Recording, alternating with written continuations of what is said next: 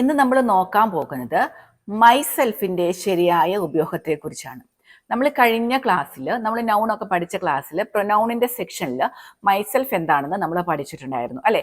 എന്താണ് മൈസെൽഫിന്റെ അർത്ഥം? അത് ഏത് ടൈപ്പ് ഓഫ് പ്രൊനൗൺ ആണ്? മൈസെൽഫ് എന്ന് പറയുന്നത് റിഫ്ലെക്സീവ് പ്രൊനൗൺ ആണ് അല്ലെ. നമ്മൾ കഴിഞ്ഞ ക്ലാസ്സിൽ ആ നൗണിന്റെ സെക്ഷനിൽ നമ്മൾ പഠിച്ചതാണ്.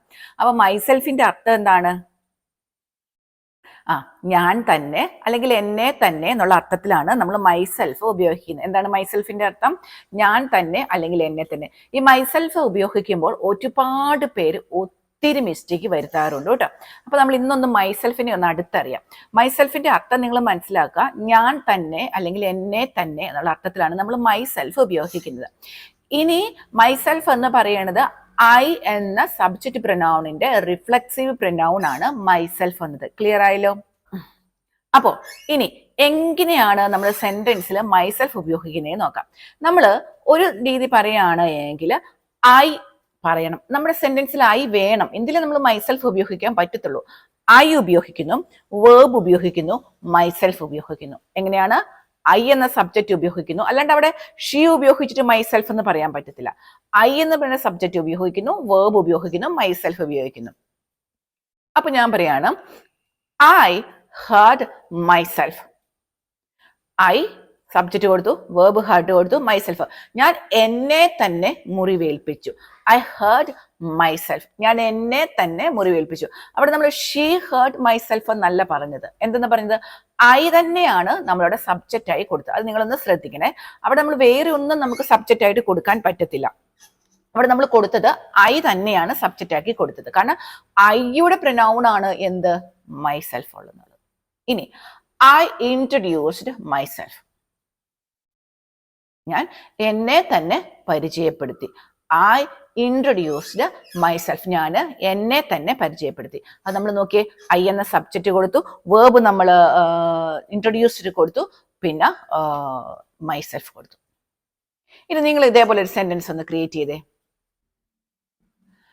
I made this necklace myself. ഈ നെക്ലേസ് ഞാൻ തന്നെ ഉണ്ടാക്കിയതാണ്. ഐ മേഡ് ഐ സബ്ജക്റ്റ് കൊടുത്തു, വേർബ് മേഡ് കൊടുത്തു. എന്ത്? ദിസ് നെക്ലേസ് ഞാൻ തന്നെ, myself. I made this necklace myself. ഞാൻ തന്നെ ഉണ്ടാക്കിയതാണ്. അപ്പൊ നിങ്ങൾക്ക് മൈസെൽഫ് മനസ്സിലായല്ലോ. അവിടെ സബ്ജക്റ്റ് വരുന്നത് എന്താണ്? ഐ ആണ് സബ്ജക്റ്റ് വരുന്നത്. ഇതാണ് പലരിലും വരുത്തുന്ന ഒരു തെറ്റെന്ന് പറയുന്നത്. അവിടെ ഐ സബ്ജക്റ്റ് വരുത്തില്ല, വേറെ എന്തെങ്കിലുമൊക്കെ സബ്ജക്റ്റ് വരുത്തും, എന്നിട്ട് മൈസെൽഫ് എന്ന് പറയും. ആ സെന്റൻസ് തെറ്റിപ്പോകും കേട്ടോ. അപ്പൊ ഐ കൊടുക്കുക, വേർബ് കൊടുക്കുക, മൈസെൽഫ് കൊടുക്കുക. ഇനി വേറെ ഒന്നാണ്, ഈ മൈസെൽഫ് എന്ന് പറഞ്ഞാൽ ഞാൻ പറഞ്ഞു ഞാൻ തന്നെ, എന്നെ തന്നെ എന്നാണ് അർത്ഥം.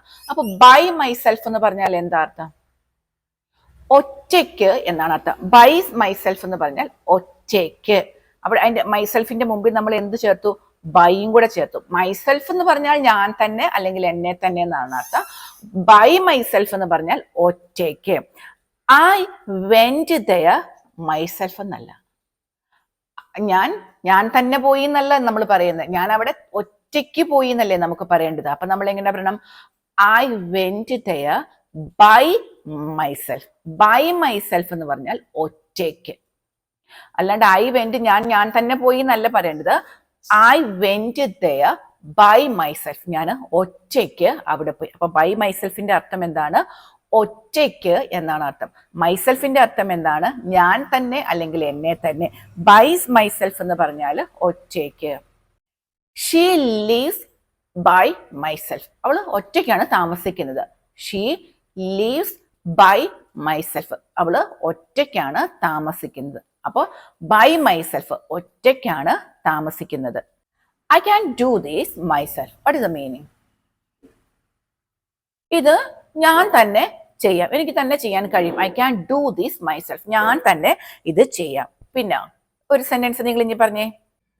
I fixed the problem myself. ഞാൻ തന്നെ പ്രശ്നം സോൾവ് ചെയ്തു. I fixed the problem. അപ്പൊ നിങ്ങൾക്ക് മനസ്സിലായല്ലോ, മൈസെൽഫിന്റെ ഉപയോഗം മനസ്സിലായല്ലോ.